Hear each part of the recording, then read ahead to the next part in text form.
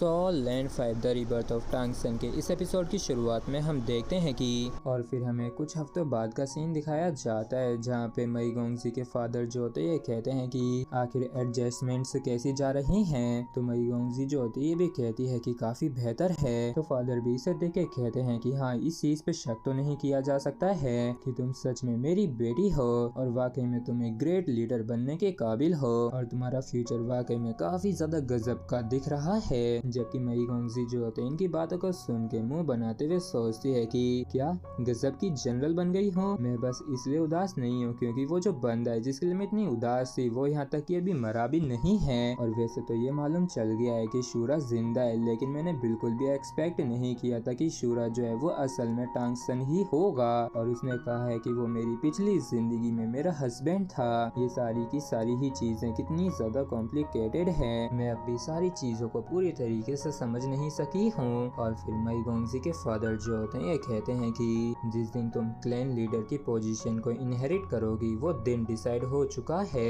लेकिन उससे पहले तुम्हें हर हाल में गॉड लेवल पे पहुंचना ही होगा, जो कि तुम्हारे लिए सच में सबसे ज्यादा बेहतर चीज होगी। और ये बताओ कि आखिर तुम्हारा कहाँ पे ट्रिब्यूलेशन को सामना करने का प्लान है। तो मई गोंगजी जो होती है कहती है कि सी में, क्योंकि इस चीज को सभी क्लैंस ने बिल्कुल भी एक्सपेक्ट नहीं किया होगा और वहाँ पे हम सभी क्लैंस को ऑफ गार्ड भी पकड़ सकते हैं, क्योंकि वहाँ पे एक तरीके से कोई भी जगह नहीं है जहाँ पे छिपा जा सके। तो इस वजह से उनके लिए भी इतना आसान नहीं होगा परेशानी खड़ी करना। तो इसके फादर जो होते हैं कहते हैं कि हाँ, वैसे ये ऑप्शन तो काफी अच्छा है, लेकिन तुम्हें मालूम नहीं होगा कि लास्ट टाइम क्या हुआ था। मतलब कि जब क्रिस्टल फिनिक्स से यहाँ पे आया था तब वहाँ पे एक सी गॉड की प्रोजेक्शन अपीयर हुई थी। और मुझे बस इस बात की चिंता है कि अगर तुम सी में ट्रिब्यूलेशन का सामना करती हो, उससे होके गुजरती हो, तो अगर गलती से भी तुमने दोबारा से उसके अटेंशन को अपनी तरफ जाने अनजाने में अट्रैक्ट कर लिया तो तुम्हारे लिए काफी ज्यादा परेशानी खड़ी हो सकती है। और इस चीज को सुन के मई गोंगजी के होश उड़ जाते हैं और ये सोचती है कि ये तो वाकई में काफी बुरा हुआ, क्योंकि अब मैं इन्हें इस चीज को एक्सप्लेन भी नहीं कर सकती हूँ। तो मई गोंगजी जो होती है कहती है कि चलो ठीक है, मैं इस बारे में दोबारा से सोचूंगी। तो इसके लिए फादर भी मान जाते हैं और फिर ये जाते हुए सोचती है कि मुझे टांग सन या सूरा से दोबारा से मिलना होगा, जिससे कि ट्रिब्यूलेशन के बारे में मैं उनसे बात कर सकूं। और जब ये टांग सन के बारे में सोच ही रही होती कि तभी अचानक से कोई सामने से आ जाता है और कहता है कि मुझे माफ कर दो जो मैं लेट हो गया। और हम देखते हैं कि ये और कोई नहीं टांग सन होता है जो कि अपने शूरा के बेस में आया होता है। और इस चीज को देख के मई गोंगजी भी चौंक जाती है। तो टांग सन भी कहता है कि मुझे लगा कि इस तरीके से तुम्हें सारी चीजों का स्वीकार करना काफी ज्यादा आसान हो जाएगा, तो मैं इस मास्क को लगा के रखूंगा और वापिस से शूरा बन के ही रहूंगा। तो ये चीज ठीक तो है ना। तो इस चीज को सुन के मई गोंगजी जो होती है कहती है कि नहीं, तुम हो,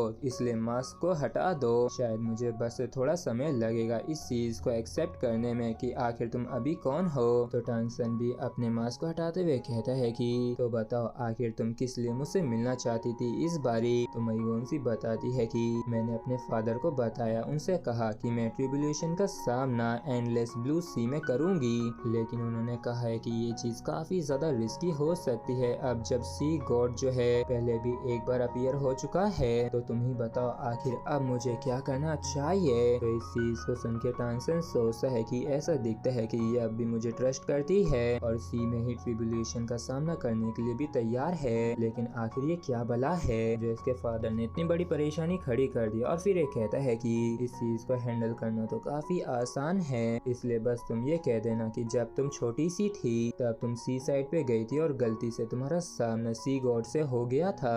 तो जब तुम्हारा सामना ट्रिब्यूलेशन से होगा तो सी गॉड जो है वो तुम पे नजर रखेंगे और तुम्हारी हिफाजत करेंगे, जिससे कि वो जो सी साइड होगी वो तुम्हारे लिए सबसे ज्यादा सेफेस्ट होगी। और रही बात मेरी, तो मैं तुम्हारे साथ ही रहूंगा पूरे समय के दौरान, वो भी सी गॉड के एनवॉय के तौर पे। और मेरे पास एक तरीका है जिससे कि मैं उनको विश्वास दिला सकता हूँ कि मैं सी गॉड को रिप्रेजेंट करता हूँ। और इस चीज को सुन के मई गोंगजी सोचती है कि ये सच में शूरा ही है, इसकी जो टोन है एग्जैक्टली वैसी ही है। इस चीज से कोई फर्क नहीं पड़ता है कि आखिर प्रॉब्लम क्या है, लेकिन ऐसा दिखता है कि ये सब कुछ आसानी से सॉल्व कर सकता है। तो मई गोंगजी से बताती है कि ट्रिब्यूलेशन जो है वो 5 दिनों में होने वाली है, वो अभी क्लैन लीडर सक्सेशन से जस्ट पहले, और जिस पल मैं गॉड बन जाऊंगी तभी मैं इन्हें अनाउंस कर कर दूंगी कि मैंने पीकॉक डीमन क्लैन लीडर की जो पोजीशन है उसे इनहेरिट कर लिया है। तो टांगसन भी पूछता है कि तो क्या मैं तुम्हारी तरफ सी गॉड के एनवॉय के तौर पर रह सकता हूँ ना।